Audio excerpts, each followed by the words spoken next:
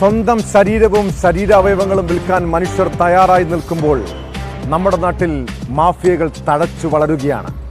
ഇതിൽ രാജ്യാന്തര അവയവക്കടത്ത് റാക്കറ്റുമായി ബന്ധപ്പെട്ട് പുറത്തുവരുന്ന വാർത്തകൾ കേട്ടാൽ തന്നെ ഭയം തോന്നാം. കൊച്ചിയിൽ അവയവക്കടത്ത് റാക്കറ്റിലെ പ്രധാന പിടിയിലായ കേസിൽ അന്വേഷണം വ്യാപിപ്പിക്കുകയാണ് പോലീസ്.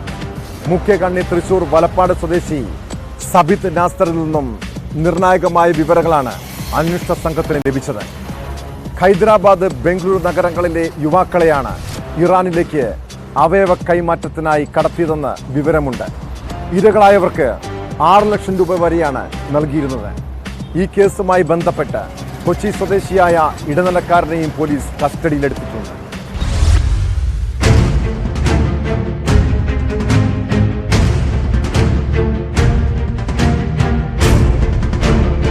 അവയവക്കടത്ത് കേസിൽ പ്രതി സബിത് നാസറിന് വേണ്ടിയുള്ള കസ്റ്റഡി അപേക്ഷ പോലീസ് സമർപ്പിച്ചിട്ടുണ്ട്. ഇന്ന് കോടതിയിൽ ഹാജരാക്കിയ സബിത്തിനെ കോടതി റിമാൻഡ് ചെയ്യുകയായിരുന്നു. ഇയാളിൽ നിന്ന് കൂടുതൽ വിവരങ്ങൾ തേടാനുണ്ട്. കാരണം ഇതൊരു വലിയ രീതിയിലുള്ളൊരു മാഫിയയാണ് ഇതിൽ പ്രവർത്തിക്കുന്നത്. അന്താരാഷ്ട്ര തലത്തിൽ ഇതിന് ബന്ധങ്ങൾ തന്നെയുണ്ട്.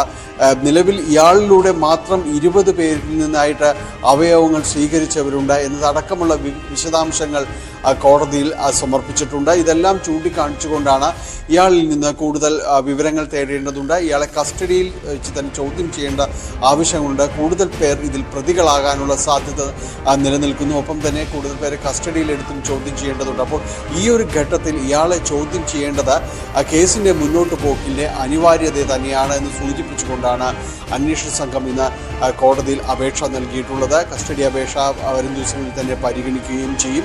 സ്വാഭാവികമായും കസ്റ്റഡിയിലേക്ക് വിടാനുള്ളൊരു സാധ്യത തന്നെയാണ് നിലനിൽക്കുന്നത്.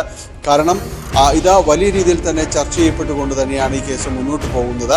ഇത് ഞെട്ടിപ്പിക്കുന്ന വിവരങ്ങളാണ് ഇതുമായി ബന്ധപ്പെട്ടുകൊണ്ട് പുറത്തേക്ക് വരുന്നത്.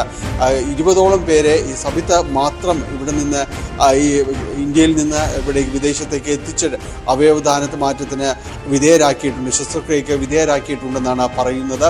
ഇതിൽ ഒരു മലയാളി മാത്രമാണ് ഉള്ളതെന്നാണ് പ്രാഥമികമായി ലഭിക്കുന്ന വിവരങ്ങൾ. മറ്റുള്ളവർ ഉത്തരേന്ത്യക്കാരാണ് എന്നാണ് മനസ്സിലാക്കുന്നത്. ഇതിൽ അതിഥി തൊഴിലാളികളായി ഇവിടേക്ക് എത്തിയവരെയും ഈ രീതിയിലേക്ക് ഇയാൾ മാറ്റം ചെയ്തിട്ടുണ്ടെന്ന് പറയുന്നു. ഇവർ സാമ്പത്തിക അവസ്ഥ ഇതെല്ലാം കണ്ടുകൊണ്ട് ഇവരെ സമീപിക്കുകയും ഒപ്പം അവരോട് ഇത് നിയമവിധേയമായാണ് ഈ കാര്യങ്ങൾ വിദേശത്ത് നടക്കുന്നതെന്ന് അവരെ പറഞ്ഞ് തെറ്റിദ്ധരിപ്പിച്ചാണ് ഇവരെ ഇതിനെ കൊണ്ടുപോവുകയും ചെയ്യുന്നത്.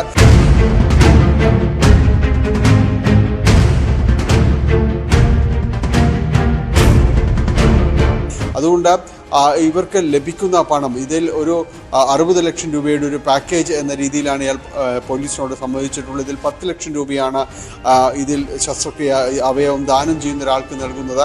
മറ്റു കാര്യങ്ങളെല്ലാം തന്നെ കമ്മീഷനായി മറ്റുമായി വീതിക്കപ്പെടുകയാണെന്നാണ് പറയുന്നത്. പക്ഷേ ഈ തുക എങ്ങനെയാണ് ഇവർക്ക് കൈമാറ്റം ചെയ്യുന്നത്, ഇവ ആരിലേക്കെല്ലാം എത്തുന്നു, കമ്മീഷനായി ലഭിക്കുന്നതിൽ ആരെല്ലാം ഇടനിലക്കാരുണ്ട് എന്ന് തുടങ്ങി ഒട്ടനവധി ചോദ്യങ്ങൾ ഈ കേസുമായി ബന്ധപ്പെട്ട് ബാക്കി നിൽക്കുന്നുണ്ട്.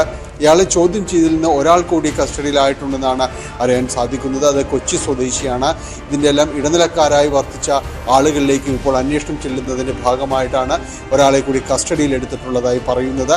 വർഷങ്ങൾക്ക് മുൻപ് ഈ സബിത്ത് ഇപ്പോൾ നടത്തിയ ഈ ഇടനിലക്കാരനെ ഇപ്പോൾ ഈ ഏജന്റ് ഇയാൾ തന്നെയും തൻ്റെ കിഡ്നി വിൽക്കാനായിട്ട് ഇയാൾ ശ്രമിച്ചു. ഇതിൻ്റെ ഭാഗമായി ഹൈദരാബാദ് എത്തുകയും പിന്നീട് അത് നടക്കാതെ വരികയും ചെയ്തു. പക്ഷേ ആ അവസരത്തിൽ ഇയാൾ ഉണ്ടാക്കിയ ബന്ധങ്ങൾ മറ്റുള്ളവരെ പരിചയപ്പെടുകയും അടക്കമുള്ള കാര്യങ്ങളുണ്ടായിരുന്നു.